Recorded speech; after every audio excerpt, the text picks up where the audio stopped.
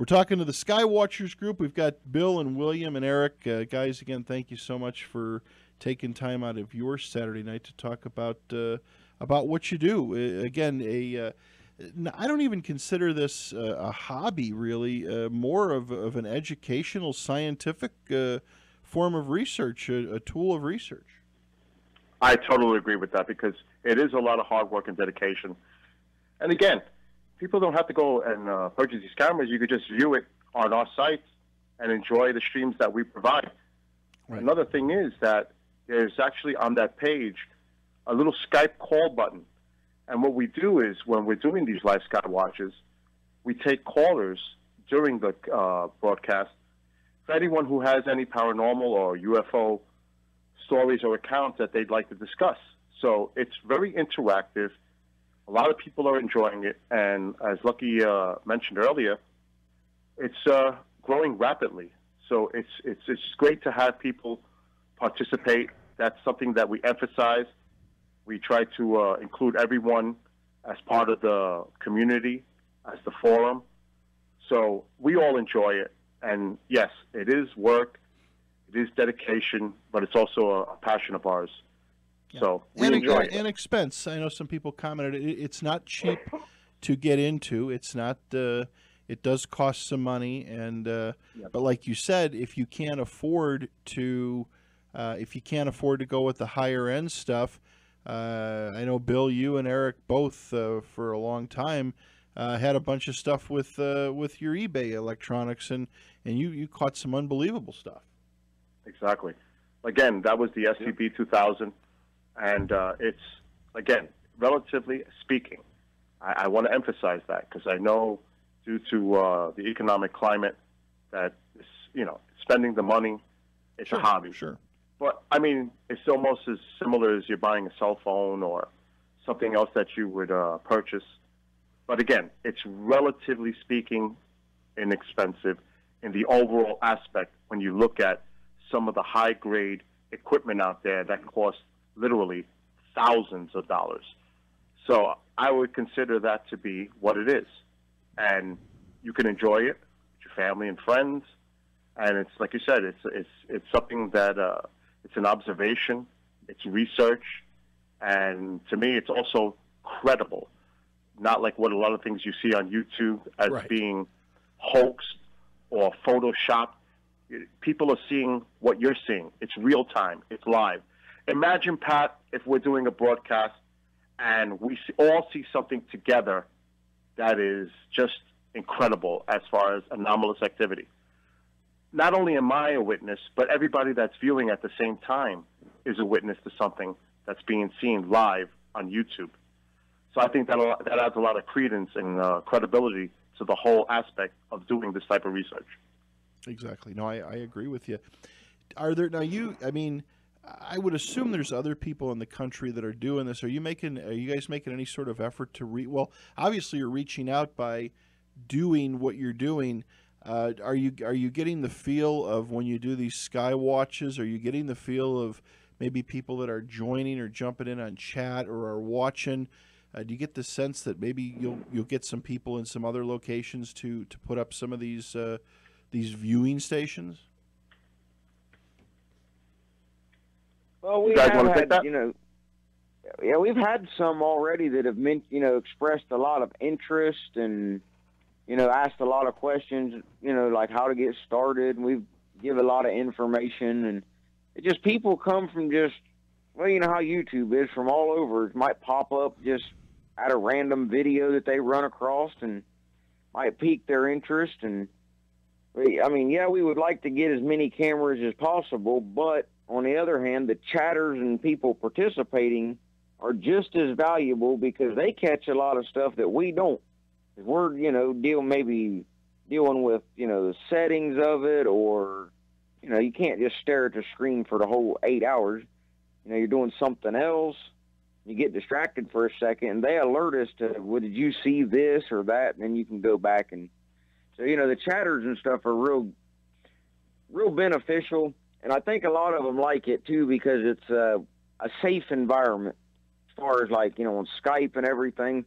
I've had a lot of people stop in, tell their experiences, stories, and things, and they don't have the fear of, ridicule, and we try our best to, keep everything on a good level. We have fun, joke around, and all of that, but, we don't tolerate anybody, making fun of somebody or belittling, that kind of thing. Another important facet of it all is we also, so from time to time, we'll get guest callers calling. Like I mentioned, Reverend Michael Carter called in one night, Klaus Donna, a few of the people that are in the field. So the listeners and the chatters, they really enjoy it. Again, what we try to do is bring everybody into the community to make a forum where they feel comfortable, where they could discuss anything that they may have witnessed. Because obviously, a lot of people are in fear of ridicule or, just being made fun of. And this is not what this is about. This is about coming together. And again, there's also skeptics involved. So, it's all about respect, Pat. That's something I emphasize when we do the show. It's okay to disagree, but have respect for each other's opinions. And as long as that's the case, everything is great. And we also have the power that if a person does get out of line, they would be banned from the YouTube chat. So it's kept very respectful and tolerant to a certain extent. Exactly, but I didn't want anyone to fear that it was like a real uptight group, though. We all like to just, cut loose, have fun. I mean, do the best you can, at 4 o'clock in the morning. I mean, how uptight can a group really be? We have a lot of fun, though. Yeah. Oh, I don't know. They can be, believe me. I think it's a great thing. And have you guys ever offered any of this footage, like to maybe some schools or again, I'm going to get we've had the Salt Lake Astronomical Society on a couple of times on the show. They do SkyWatches for the people here in Salt Lake City. If you go to slas.org, I think twice a month they set up their telescopes at different the Harmon's grocery stores out here. They set them up in different parking lots, and if you're here locally in Utah, you can go over there for free. It doesn't cost nothing. But this is nice if you're physically not able, if you're elderly or handicapped, or you just don't have the time. What you're doing is just great because you can sit back and just do it right there from the comfort of your iPad. Right. You just brought up a great point, Pat, because in the future, I may, personally speaking, I may purchase one of these Celestron or Meade or these other telescopes. I'm talking the ones that are like 6 feet tall, and put in a camcorder to it and start doing once in a while some deep space observations. So I think for that purpose, I think, yes, that would definitely be something that is more for the educational purpose. And I think a lot of people would have a lot of interest in that because, again, when you speak about UFOs, a lot of people in astronomy consider that to be taboo because they won't really recognize that as being scientific, so to speak. So, yes, maybe in the future, I'll personally think about getting a telescope and doing some deep space observation because a lot of these telescopes, they come with the star trackers software, it's motorized, and it could track a specific constellation or galaxy, nebula, etc., planets. So, yes, maybe that's something I'd consider in the future to provide that kind of live broadcast as well. Well, I tell you what I think is so great about what you guys are doing. I don't know, when I was younger, and maybe you guys can relate to this, I was given for a birthday gift when I was a teenager. I was given a pretty decent telescope, and I think a lot of people have had the same problem. Took the thing out, trying to look at the moon, especially, if you got it at Christmas time, you're out there trying to find the moon, you're looking through the thing, focusing it, the tears are running out of your eyes if it's cold out, and it can be a monumental project to hone in on something, where this, you can look at it at full view, is really cool. This is for NEOs, near Earth orbit objects. Right. This is specifically what these cameras are designed for. A lot of the times we'll see objects that look It could be confusing at times because you can't really distinguish altitude. So when you see something in the sky moving linear and it looks small, now because of the night vision, it brings out all the light. So sometimes if something is flashing, it could be drowned out by the overall light that the object is giving off. So now we have to figure out, are we seeing a slow-moving meteor, or is it maybe a plane or a satellite or space junk, whatever it may be? So it's pretty difficult to distinguish the objects that you're looking at. That's why all three of us are specifically looking for that anomalous movement or activity that an object may display. So, again, for our own personal interest, yes, ufology is our goal, to find something on that scope. But for others, you'll see, if a person is coming to view, you're going to see all kinds of activity. And it's interesting in an overall general sense of speaking. Gotcha. You mentioned you guys all had a little something happen. Eric, what got you into this? What tweaked your interest? I know that you've commented many times in the past. We've had different guests on about contactees and what have you, and you have such an interest in ufology. What kind of got you started on this path? Well, I guess I was always that kid in school that would gravitate to the UFO books in the library or whatever. I've always been interested. I found it was so much different for me when I saw that Disclosure Project conference from 2001. I didn't see it in 2001. I saw it more like 2007 or so. And that just finally allowed me to believe that it's a real topic, UFOs. Over the years on YouTube, in more recent years, I think there was like a guy named Magnet Flipper or something, and he was posting night videos showing objects flying by his screen they looked like they were in formation, I suppose it could have been geese for all I knew, but I didn't see any flapping wings or anything. But they were really impressive. So that was kind of in the back of my mind. It sounds technical. You're talking night vision, you're talking money, those barriers to overcome. And lucky William came in on this at a good time, and we got him right into the night vision after we did a year with the Samsung SCB 2000s, which are low light security cameras, which we removed the infrared filter out of. I've been real interested in ufology for a long time. One rather famous incident that I like to explain because I understand it is the NASA tether footage. So I break it down and explain what that is. It's just ice debris. That's something I made several videos for explaining that phenomenon there.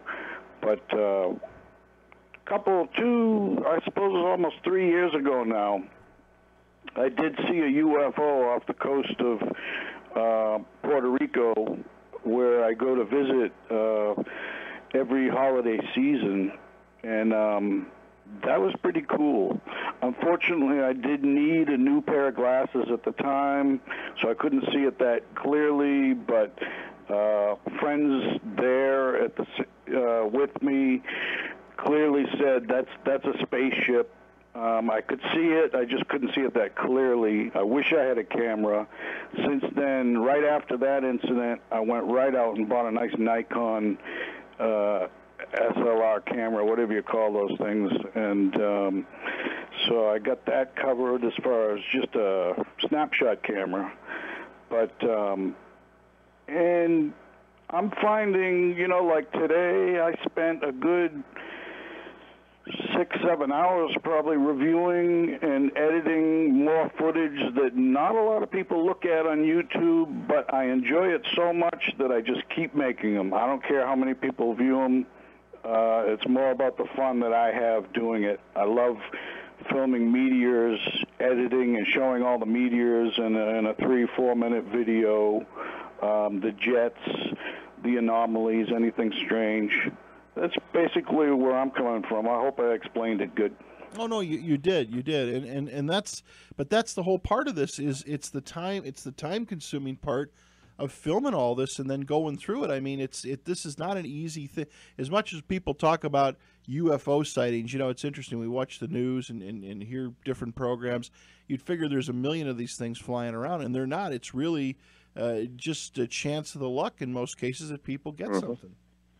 Another thing too, Pat, when you're doing, I'm sorry, Eric, when you're doing these live SkyWatchers, I may be using Stellarium. I may be using Sat Tracker to track satellites. I may be using a plane application for tracking planes. But to go back and forth in real time, to see the object as it's coming on the camera, it's pretty difficult to coordinate while you're doing a live show. It's just a lot of work involved. We try our best. A lot of people will say, well, what constellation are we looking at? We try to keep everything where we provide the information to the chatters and the listeners. So it is a lot of tedious work, but like Eric was saying, all three of us are doing this because we enjoy it. It's something that we have a personal passion for. And it's great to have a communication with folks like Erica Lukes that you had on not too long ago, Rich Hoffman, the people in MUFON and ufology field in general, and they give you feedback. They give their little sense, they give their input and advice on how to make this better for ourselves as well. So it's great to have, again, to be a part of this, I'd say, community, the UFO community, and hopefully the three of us will be going to conferences, bringing any footage that we deem to be interesting, and showing it to some of the people that we may know. Like I am speaking with Peter Robbins a lot and some other names in the ufology field, and I'm looking forward to meeting all of these people with Eric and Bill, if possible, at these conferences. Yeah. Well, I know Eric is definitely pro on this whole thing. That's for sure. Oh, yeah. Erica, that's like I called in that when Erica was on. The one thing about Erica Lukes, if you have a report, if you have something of interest, she is very open to contacting her and providing your information and your account, whether it's some type of witness account or if you have pictures or photos. She's very kind and sociable when you're dealing with these kind of settings. And it goes along with a lot of the others. Rich Hoffman, Chase Kletsky, there's a whole bunch of people out there that are willing to listen to anything that you have to say as far as a sighting is concerned. Well, you guys, I mean, William and Bill and Eric, you guys are, I mean, even though you're at home, if you will, you're really in the whole the field of ufology, and you're really offering a service to an organization like MUFON by doing what you're doing. Yes, there's people that are out that are sky watching and they see something cool and they pick up their camera, and as we know, if something goes shooting by really fast, all you see is a blurry red light.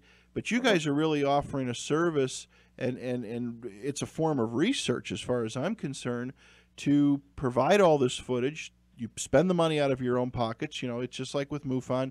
No one gets paid. It's a volunteer organization.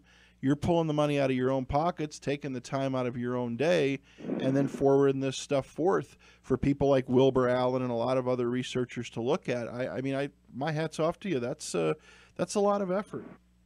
And something I wouldn't mind interjecting too. We're completely into now. The whole idea is to get people involved. The more we learn of how little you have to pay to get the equipment and get it set up, the better. if we could, if we had 1,000 more people doing this by the end of the week, just imagine the crazy footage that we would see through MUFON. You know, people making reports to MUFON would probably go way up. And I'd also like to give a big shout out, though, to anyone, and there's got to be a lot of people out there, anyone who's into RC modeling, you know, RC planes, and would know how that we could build a little platform. It would be best if it was a little platform that we could put between our tripod and our camera and have a little joystick inside and be able to control that. We would be so happy for that information. I haven't really dug into it too much, searched out forums or anything, which, you know, of course we could do, but someone's probably going to bring it up at some point and say, oh, I know how to build one of those, and just show us how to do it, because that's one of the next steps for us. Mm-hmm. Well, actually, and Bill, you had something to say, Bill? Yeah, I was going to interject as far as the MUFON part of it, because I just went through that whole process myself. You know, we're filing a report, and I wasn't, you know, like scared or anything as far as saying anything. That wasn't an issue, but I was curious on how it was going to go. And here in town, we've got a local MUFON investigator named Michael Moore. He's not too far from me, actually. We've become pretty good friends since all this has happened, but so I just kind of wanted to interject that, you know, it's not like a fearful thing you need to go into when you do the whole filing a report. I mean, we've done it basically at McDonald's. I mean, sit down, you know, just answer some basic questions. You know, I took a couple forms home, filled those out, took about 5 minutes. I mean, there's really nothing to be worried about. And you can remain anonymous if you want, but just something a lot of people, I think, may have a fear of how the process would go if they do say something. Because I've always said that I think a lot of the best stories and cases are the ones that have not even been filed, that we don't know about. Mm-hmm. Yeah, that was kind of my thought. I filed last night. I filed a report online. It was really easy to do, just a series of blanks to fill in, questions to answer, and you know, I've over the years I've heard complaints from people on how it went when they filed a report, but these are just people, you know, they're just doing the best they can. Excuse me. And I don't expect a whole lot. It'll be interesting to be taken seriously. I might get a reply that just says, oh, that's a bug, and that's all there is to it. I don't know, but we'll see how it goes. I've got my number. You know, they gave me my case number, so if I don't get good results, you know, we're in ufology, and we know plenty of people to contact who are in MUFON, so I'm sure I'll get something out of it. Oh, you will. That's kind of the way I went. I never really expected a definitive answer, and you really can't always go into it expecting an answer, but there is a chance. And if you say nothing, then there's no chance of ever figuring it out. So you at least got to put it out there and just kind of see what happens. Yeah. Bill, I just sent you off an email because I had your email address for Eric for you, something to take a look at to do exactly what you're looking at, a very economical price for that. I'll share it with the guys after we're done with the show. And if you want to talk about it, I'll tell you what I'm building that seems to handle the bigger camera, because I don't have one of these newer cameras, but I went with what you guys initially started with, and it can handle the weight with two servos can handle the weight with no problem at all. Just keep in mind, handle the weight, and from what I've seen in some YouTube videos where they talked about it, it's got to have the right speed of pan. You know, you can't have it too fast and jumpy. It's got to be kind of a slow pan to the left, up and down. And also keep in mind, Pat, that the camera, the SCB-2000, it has to be protected for a harsh environment, whether it's rain or snow or some other type of element, because those cameras were really basically built for indoor use. That's why Eric and we were always very careful not to put those cameras out if there was any threat of rain or snow. And another thing, too, with those cameras is condensation in the lenses. You don't want to put them out, say, in the wintertime and then bring them right into the warm house, because a lot of the condensation builds up inside the lens, not only just outside, but it can also build up inside. So you got to be careful when you use those cameras. But Eric and I had bought cases for those cameras, security cam cases. They had a built-in fan, a little heater. So, yeah, you can definitely do something on that capacity as far as protecting the camera, and you can go that route if you're going to keep them out at all times. Yeah, because that's my plan is to eventually put 2 of them up on the roof, because the way my house is set up, I've got some big tall pine trees and I've got some big maples out front. I don't have a lot of open sky, but at least up on the roof I got a straight shot up, and I'm figuring 2 cameras, and if I can move them, and that's my plan, is to move them, to be able to remotely move them, I think I can cover quite a bit. Oh, yeah. And again, it's you're going to enjoy just having the opportunity to do this. I mean, even if it's just a hobby. Right. I know you're quite busy with your schedule, but even if you just do it as a hobby, it's a fun hobby. This is great for people of all ages to start off and to just do basic sky observation. Yeah. So, it's just about, getting that interest and also being able to afford to do so.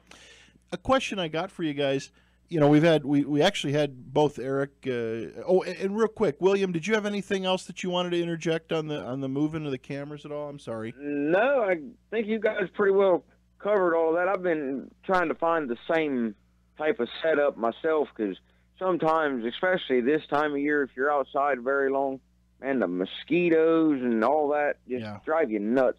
And that's another advantage of having it on the screen. You can be in the comfort of your own house and don't have to deal with all the bugs and all the other stuff. Right. Yep. Okay.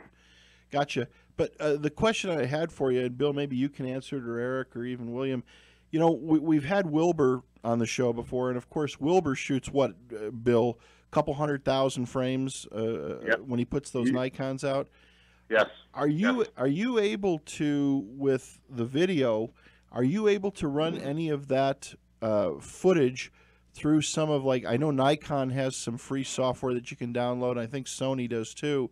Are you able to bring that stuff in and look at it frame by frame? Now, that's another issue all on its own. That's why I provided Wilbur Allen with the footage that I have right now that's being shown on the website, because he has software that is very high tech, and it's very expensive, Pat. That's another thing. It's all cost relative. So right now, for free software, I mean, you're not going to get much out of that. You're going to have to pay to get the kind of software that you're looking for to do exactly what you just mentioned just a few minutes ago. So that's something that could be done in the future. But right now, I mean, with these cameras, these new night vision cameras that we're all using, you could pretty much get a really clear picture, and using basic software, you can do that, because these cameras are 30 frames per second that Bill and I are using, and it's also adjustable on the camera themselves. You can actually adjust the frames per second. So that's something that, again, would have to be done in the future as far as getting the kind of software that Wilbur Allen utilizes.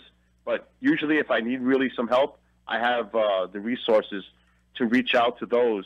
If I find something that I have credible, or Eric or Bill, I can provide them with their footage, and we will get someone to help us out with that. Yeah, that's because I know he was mentioning that with all those photos that he takes, sometimes there's stuff that's passing by at such high speeds. You'll look at a couple hundred frames, in a matter of a couple of seconds of footage, and there it is buried inside. Mm-hmm. And that's the thing as far as the footage that I'm showing on the screen now. I mean, this thing, frame by frame, that when Wilbur did it, he cleaned up all the noise in the background, and it's just so much easier to see the object. And like you said, you never know if you're looking at something that looks basic and it turns out to have a little bit more involved and something more there. So, yeah, that's something that we're looking forward to do. But there's so many things, Pat, that the three of us can do using some type of focused microphone system, improving the software, getting this gyroscope device on our tripods. And even in the future, you have to stay up with the times also, Pat. You got to look to improve your equipment as far as the night vision, because, the way technology advances, you got to stay up with it. Oh, sure. So there's always something new. But again, costs money. And it's not easy when, you have a budget. Right. We're back with the SkyWatchers group. Again, guys, thank you so much for taking time out of your evening to be here with us tonight. Our pleasure. Couple of questions that came through the chat room. One of the listeners asked are the cameras true day and night cameras? I mean, do they work well in both? I would assume he's talking about the night vision, the new ones you're using. Are they good for daytime, nighttime, both? Yes. The ones that Bill and I have come with a cap that you screw on and has a pinhole in it. And the good thing about these cameras is they have a gain button, and you can adjust it to the lighting of whether it's day or night. So the cap minimizes all that light, and you still see everything that you would normally see if you didn't have the cap. So yes, they have that feature. It's like Bill mentioned earlier. You can use it in black and white, the green, the night vision, red, or blue, depending on what type of environment or setting that you're using them at. But I have actually done a Skywatch during the day before I started the night Skywatch, and it worked perfectly fine. So, yes.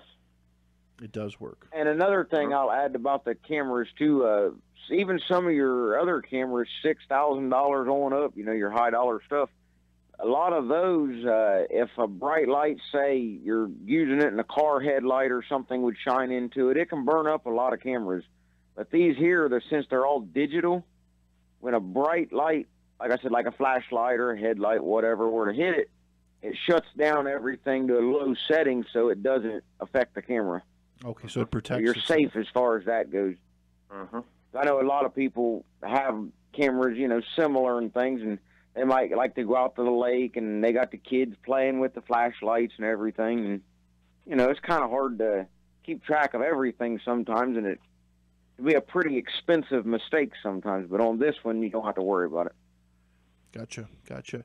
Another question that came through, and Eric even commented on it in the chat room, but our good friend Red from on the other side of the globe listening tonight talked about using a laser pointer, and I know that's a real touchy subject now. There's been people are shining these things in the cockpits of jetliners and helicopters and stuff, and people are doing some really stupid things. But his question was, do you think that if you and maybe I'll add this to the question, do you ever get a sense these objects are sensing that you're watching them, or what he was asking, using something like a laser pointer to maybe, invoke some sort of response? I'll take that. I'll go first, and then the other guys can go. I just want to say first, hello to Redshift, a good friend. And, yes, the thing about the laser pointers, I live minutes away from a National Guard Air Force base, and I don't think it would be too advisable to be using one of these laser pointers, because you never know what's going on above in the skies. But I have seen and heard of instances where if you flash something on an object, it seems to attract. The only thing is, that's a very dangerous precedent, because if you don't know exactly what that object is, you could be doing some really serious harm and significant danger to an airplane. So I would not advise personally using a laser pointer, because I think that the three of us are doing pretty good, just exactly the way we're doing and observing the sky. So that's just my own opinion on that. But you guys, what do you guys think? As far as legality goes, I will interject. You might want to check, depending on where you live at, the laws are different. Because I know when I bought my night vision on eBay, it came up with a warning stating that if I was in, certain countries and things, that I couldn't purchase it, to let me know ahead of time before I proceeded. Because they're illegal in like some European countries. I'm not sure about different state laws and things, but I do know some places they are illegal, so something to kind of keep in mind depending on where you're at. So be careful what you be careful if you start playing around with them. Yeah. Oh yeah. Interesting, very interesting. I would not advise it personally. No, I totally agree. No, the laser pointer part, I don't even try that because I don't live too far from a pretty good, well, international airport anyway. So. Yeah, you don't. But as far as just night vision itself goes, that is illegal in some areas. So. Good point, Bill. Good point. Never thought about that. I didn't even know until the warning showed up on eBay. Yeah, interesting. Well, I know like these, what I found pretty interesting is these drones. I don't have one, but a good friend of mine here has ones. He's got one of the I think it's called the DJ Phantom. It's one of the higher end ones. And these new drones now, when you purchase the thing, you actually have to give it your address and your social security number. You have to register it because these drones, the one he's got, it won't fly within 5 miles of the Salt Lake City International Airport. It actually shuts itself down, and it won't fly near federal buildings either. Yeah, and that's the danger. Bill lives near an international airport. I live literally minutes away from a National Guard base. So I don't think it's advisable to be flying one of these drones. But see, that's another thing, Pat. In the past, you had excuses or explanations for sightings, whether swamp gas or weather balloons or Chinese lanterns. Now we've got the drones to deal with.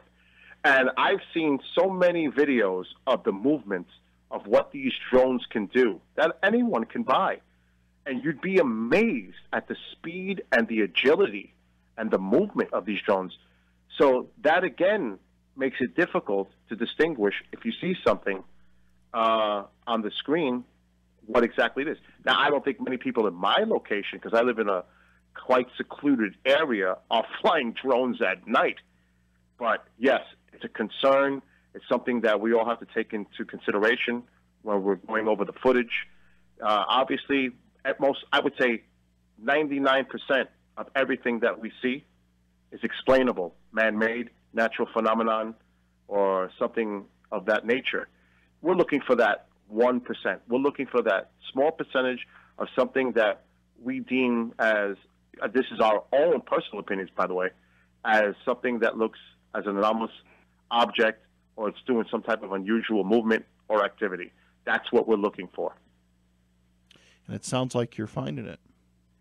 Well, I have it on the screen right now. So and Eric's got one, too, from 2 weeks ago. So it seems like, we're getting some action. And the thing is, Pat, it's like what Jose Escamilla terms as sky fishing. This is something that takes a lot of patience. A person may go through a whole lifetime and not see anything. Sky fishing. I like that. Yeah, I mean, it's something that you have to have a lot of patience for and hope that you catch one. And we may never get anything again, but if we don't try, we'll never know. So we continue to do this on a nightly basis, weather permitting, whenever it's clear or the conditions are, pretty much perfect, I would say, to do these sky watches. We will do them.